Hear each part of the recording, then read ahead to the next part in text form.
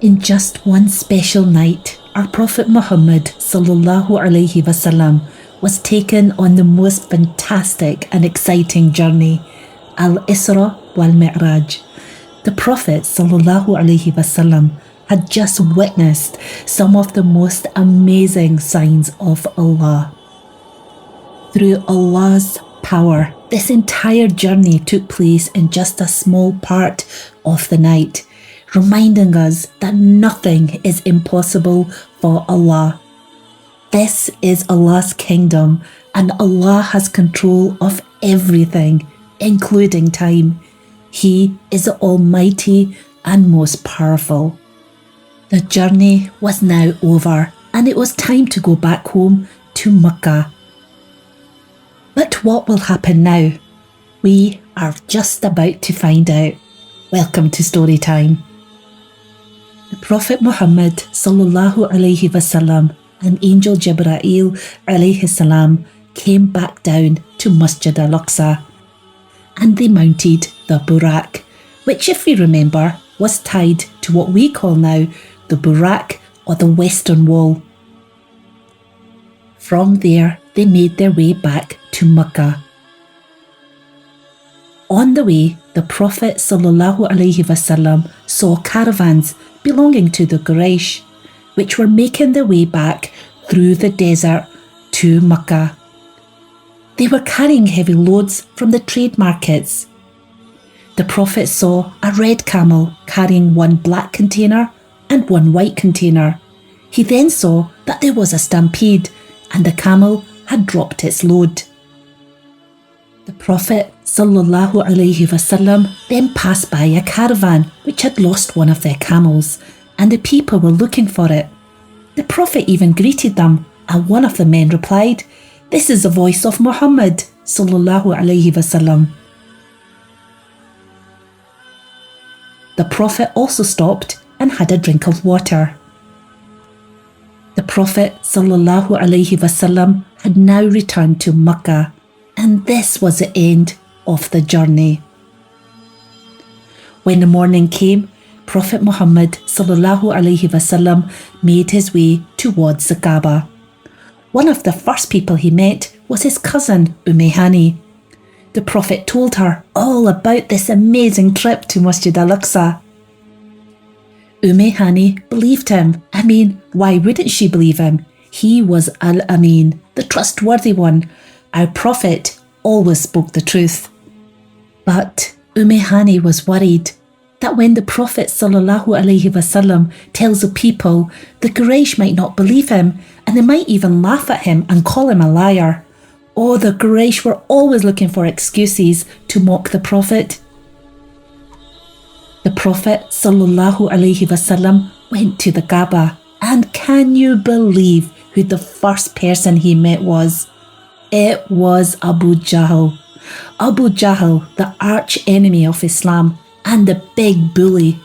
He mockingly asked the Prophet, "Have you any news today?" The Prophet replied, "Yes, last night I was taken to Jerusalem." Abu Jahl was like, "What? Taken where?" He was shocked. The Prophet repeated, "To Jerusalem." Abu Jahl thought that how can you go to Jerusalem and back in such a short part of the night? This journey would take weeks. He thought this was impossible. But we know that nothing is impossible for Allah. Abu Jahl, as expected, took this opportunity to mock the Prophet even more. So he ecstatically called out as many people as he could, and soon a small crowd of people gathered around the Prophet ﷺ. But when the Prophet told them about the amazing night journey to Masjid Al-Aqsa, they laughed at him and they made fun of him. The Prophet ﷺ, however, remained calm, and he remained strong. The Makkans went to Abu Bakr radiallahu anhu and told him about the Prophet's journey. They said that Prophet Muhammad ﷺ is claiming to have made such a vast journey in just a small part of the night, They said he must have made it up because a journey like this would have taken weeks.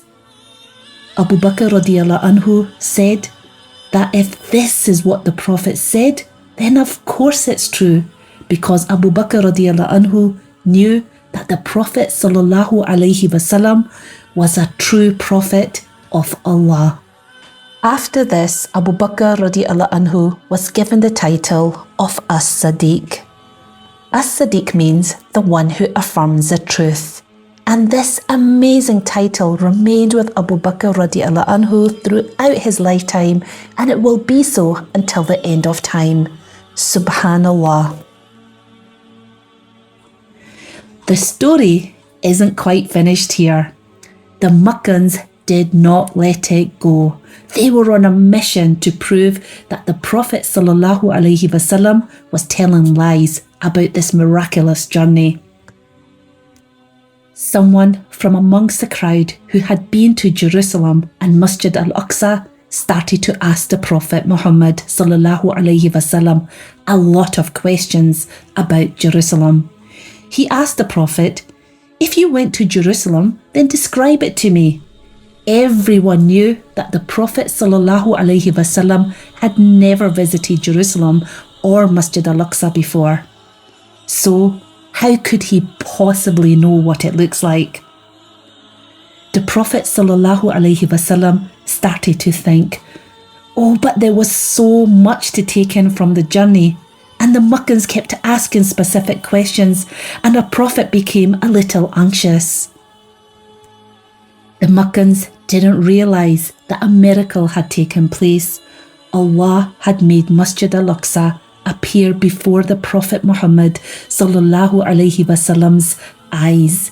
Therefore, he was able to answer all the questions so easily and give all the details of Masjid Al-Aqsa as they asked. Amazing. The Prophet sallallahu alaihi wasallam also told them about the trade caravans he saw and that they were on their way to Makkah. He described them in great detail and even told them exactly when they would reach Makkah, which they did. The people of the caravan also confirmed that they had seen and even greeted the Prophet sallallahu alaihi wasallam on their journey back to Makkah. The Prophet even told them about the red camel who dropped his load, and he told them of the lost camel that everyone was searching for. The Quraysh asked the caravans once it arrived, and it was all true. The Prophet sallallahu alaihi wasallam also told them that he had stopped for a drink of water. Everything was true. The people knew that Prophet Muhammad sallallahu alaihi wasallam was telling the truth, and some even accepted Islam. Wow, what an incredible journey.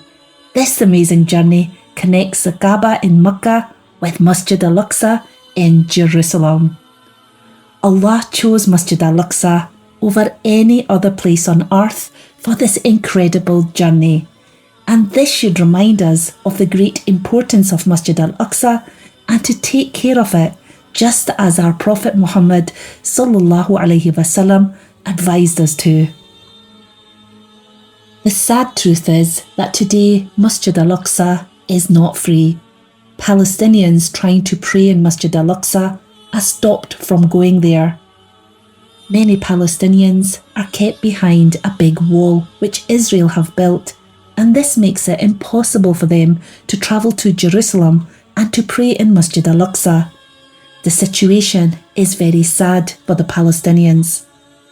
And that's why it's so important for all the Muslims, including you and me, to take care of Masjid Al-Aqsa. You may be thinking, well, how do we do that? How do we take care of Masjid Al-Aqsa? Well, that's a very good question. Let's start with 3 simple things that we can all do.